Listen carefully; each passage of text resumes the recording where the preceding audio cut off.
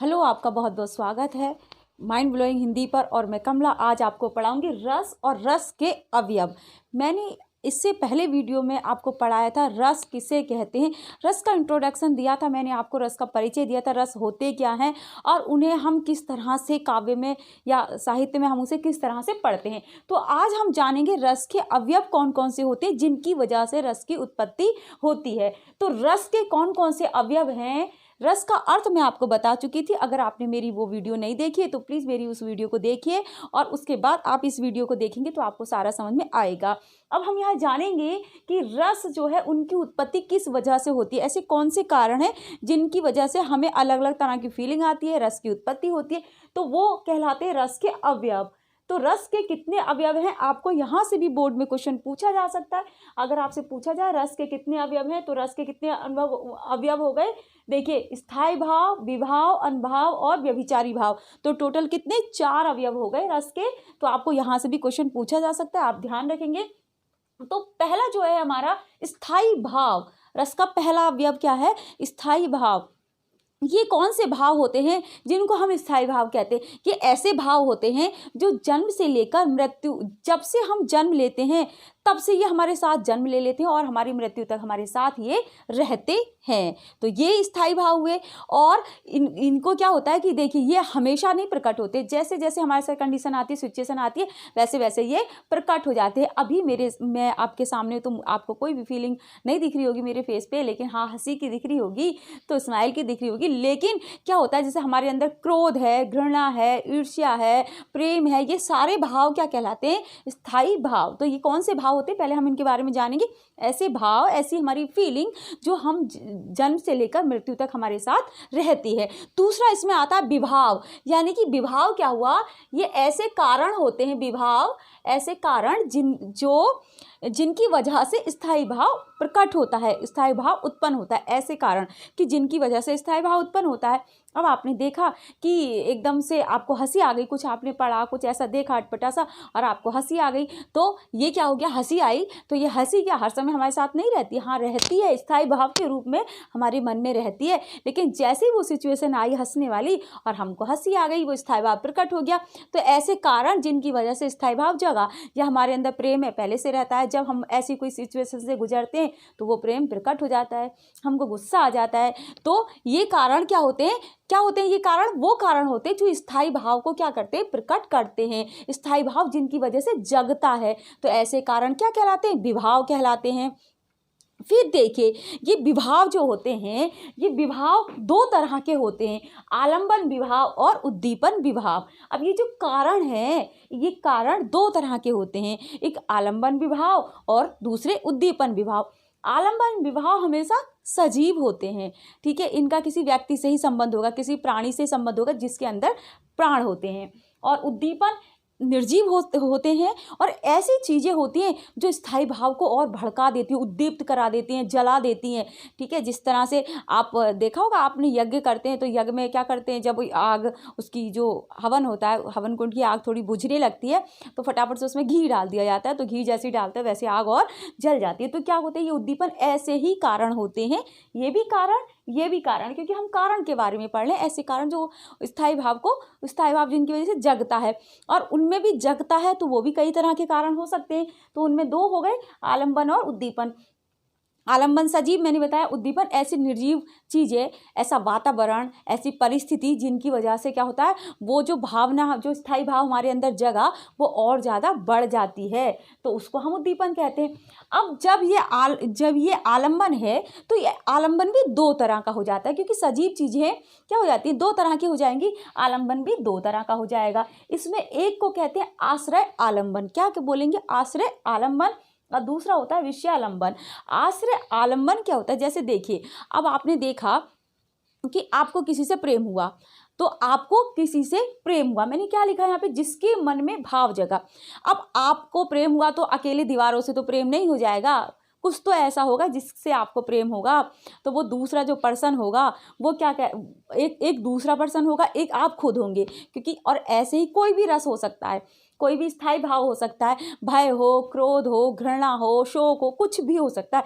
उसके लिए हमें दो चीज़ें जरूर चाहिए, यानी कि दो कारण हमें ऐसे होने चाहिए। एक तो वो जिसके मन में भाव जगा, एक वो जिसकी वजह से ऐसा हुआ, वो कारण। ठीक है, तो ये जो आलंबन होता है वो दो तरह का होता है। आश्रय आलंबन, जिसके मन में भाव जगा। अब जैसे कि सपोज ऐसे कीजिए, समझिए कि आपको किसी से प्रेम हुआ, तो आप क्या हुए, क्योंकि आपको हुआ वो प्रेम, तो आप हो गए, क्या हो गए, आश्रय आलंबन।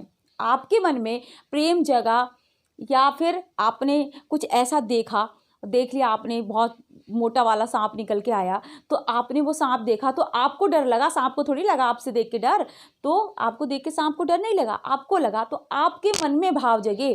जिसके मन में वो भाव जगेगा वो क्या हो जाएगा, आश्रय आलंबन।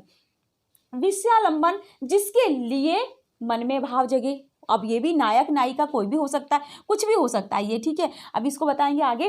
कुछ भी हो सकता है, क्योंकि अलग अलग रस में, अलग अलग स्थायी भाव में ये चीज़ें अलग अलग होती हैं।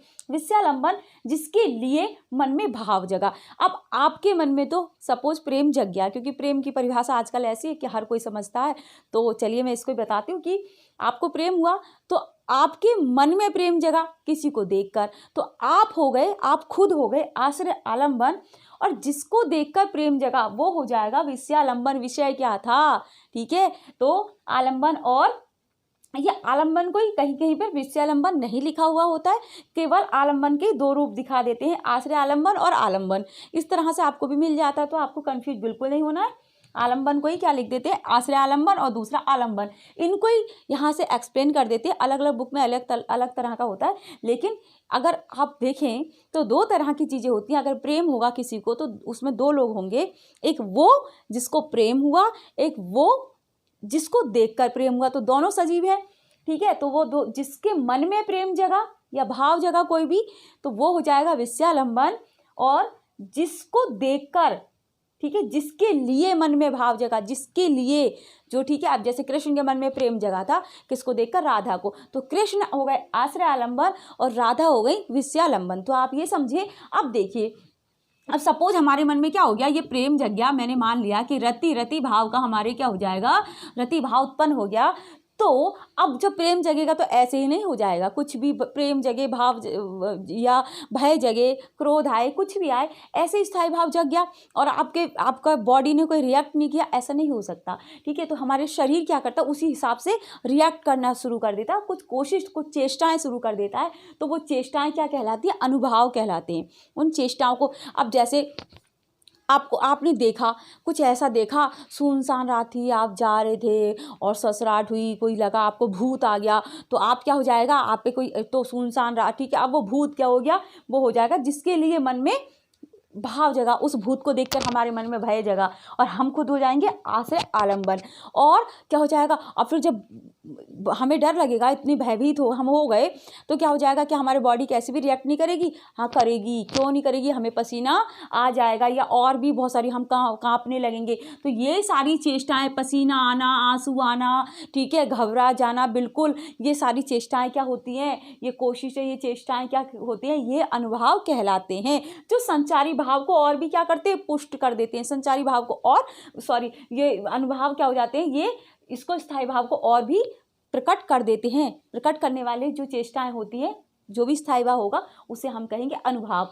अब लास्ट में आते हैं हमारे व्यभिचारी भाव या संचारी भाव। इनको देखिए, यहाँ से भी क्वेश्चन पूछा जाता है कि व्यभिचारी भाव कौन से होते हैं, या व्यभिचारी भाव का एक नाम और बताइए, या संचारी भाव का दूसरा नाम कौन सा है। तो इनको व्यभिचारी भाव भी कहते हैं और इनको संचारी भाव भी कहते हैं, और इनकी कुल संख्या होती है 33। तो इनकी इतनी संख्या होती है। ये ऐसे होते हैं जो एक पल के लिए आते हैं, जो कैसे होते हैं, जो पल के लिए, केवल एक पल के लिए हमारे मन में ये भाव जो आते हैं, ठीक है, जो पल के लिए आते हैं। चलिए मैं लिख देती हूँ यहाँ पे, के लिए आते हैं, ऐसे भाव जो हमारे लिए हमारे मन में क्या होते हैं, पल के लिए आते हैं, केवल एक पल के लिए, अभी आए और अभी चले गए। अभी आपके मन में एकदम से आपने कुछ ऐसा देखा और आप उत्साहित हो गए, अभी एकदम से फिर क्या होगा, फिर कुछ ऐसी बात हुई, आपका उत्साह खत्म हो गया। तो ये ऐसे व्यभिचारी या संचारी भाव ऐसे भाव होते हैं जो हमारे मन में एक पल के लिए आते हैं और दूसरे पल वो खत्म हो जाते हैं। एक ऐसी कहते हैं पानी के बुलबुलों की तरह एकदम से आए और एकदम से खत्म हो गए। तो ये ऐसे भाव होते हैं। तो अब आप समझे, क्योंकि मैंने ये सोचा कि छोटी छोटी वीडियो के द्वारा आपको पढ़ाऊं। अगर एक साथ सारे रस और ये रस के अवयव पढ़ा दिए जाएं तो मुझे ऐसा लगता है कि बच्चे भूल जाते हैं। तो मैंने सोचा कि आपको एक अलग से सेपरेट वीडियो से पहले मैं रस के अवयव बता दूं और उससे नेक्स्ट वीडियो में हम सारे रसों के बारे में पढ़ेंगे, क्योंकि फिर तब तक हमको समझ में आ चुका होगा। तो क्या हुआ, आपको ध्यान रखना है, बोर्ड में क्वेश्चन पूछा जाता है कि रस के कितने अवयव, तो आप लिखेंगे रस के 4 अवयव, स्थायी भाव, विभाव, अनुभाव और व्यभिचारी भाव। तो ये आप व्यभिचारी भाव का एक नाम क्या है, संचारी भाव। तो यहाँ से एक क्वेश्चन हो गया। फिर आपसे पूछा जा सकता है स्थायी भाव कौन से होते हैं, तो आपसे अगर ऐसा पूछा गया या फिर तो इस तरह से आपको पता होना चाहिए। तो ऐसे भाव जो जन्म से लेकर मृत्यु तक हमारे साथ रहते हैं वो स्थायी भाव कहलाते हैं। और विभाव वो कारण होते हैं जिसकी वजह से हमारे मन में कोई भी भाव जगता है, कोई भी स्थायी भाव जगता है हमारे मन में। और ये कारण कितनी तरह के हो गए, 2 तरह के हो गए, आलंबन विभाव और उद्दीपन विभाव। आलंबन विभाव 2 तरह का हो गया, आश्रय आलंबन और विषयालंबन। और उद्दीपन जो होता है वो अलग अलग चीज़ें ही हो सकती हैं, निर्जीव चीज़ें जो उस भाव को और बढ़ाएंगी। प्रेम के लिए चांदनी रात, ठीक है, और कुछ ऐसी सुनसान जगह भय के लिए। और डरावना जो परिस्थितियाँ होती हैं या किसी भी तरह की जो परिस्थितियाँ होती हैं उनको हम क्या कह देंगे, उद्दीपन, क्योंकि वही चीज़ें, वही परिस्थितियाँ हमारे उस स्थायी भाव को और क्या करती है, बढ़ा देती हैं। ठीक है, तो आश्रय आलंबन, आपको यहाँ से भी क्वेश्चन पूछा जाता है कि आलंबन किसे कहते हैं, या इस पंक्ति में आलंबन बताइए। तो आपको ध्यान रखना है। नेक्स्ट जब मैं रस पूरे रस 9 के 9 रस पढ़ाऊंगी आपको, 9 और 2 एक्स्ट्रा मैंने बताया आपको 11 रस वो पढ़ाऊंगी, तो मैं वहाँ पे एक एक चीज़ आपको अलग करके बताऊंगी कि इस पंक्ति में या इस रस में आलंबन क्या है या उद्दीपन क्या है।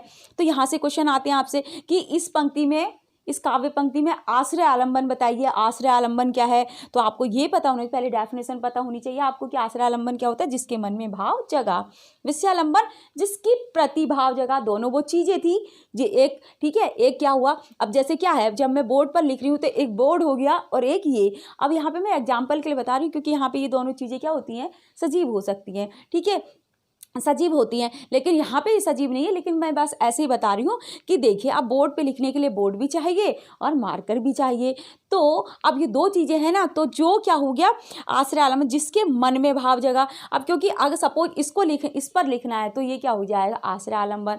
और जो हाथ में मार्कर है जिसके लिए मन में भाव जगा, तो वो क्या हो जाएगा। अब इससे पूरा एक्सप्लेन नहीं हो रहा, लेकिन मैंने आपको बताया अभी कि विषयालंबन क्या होता है, जिसके लिए मन में भाव जगा। और अनुभाव क्या होते हैं, चेष्टाएं होती हैं, वो कोशिशें होती हैं जो हम करते हैं। जैसे अभी आपको सपोज प्रेम हुआ तो आप क्या करने लगेंगे, कुछ ऐसे कोशिशें करने लगेंगे, आपको पसीना आ जाएगा, चेहरा लाल हो जाएगा, ठीक है। अब वो अलग अलग हो सकता है, कृष्ण को राधा से हो सकता है, राधा को कृष्ण से, किसी को भी किसी से हो सकता है। और जैसे घबराहट होने लगती है, कुछ ऐसी चीज़ें होती हैं, तो वो सब क्या हो जाते हैं, अनुभाव या चेष्टाएं हो जाती है। व्यभिचारी या संचारी भाव किसे कहा जाता है, इनकी संख्या कितनी होती है, ऐसे भी आपसे क्वेश्चन पूछा जाता है। तो ये कौन से होते हैं, एक पल के लिए मन में आने वाले भाव।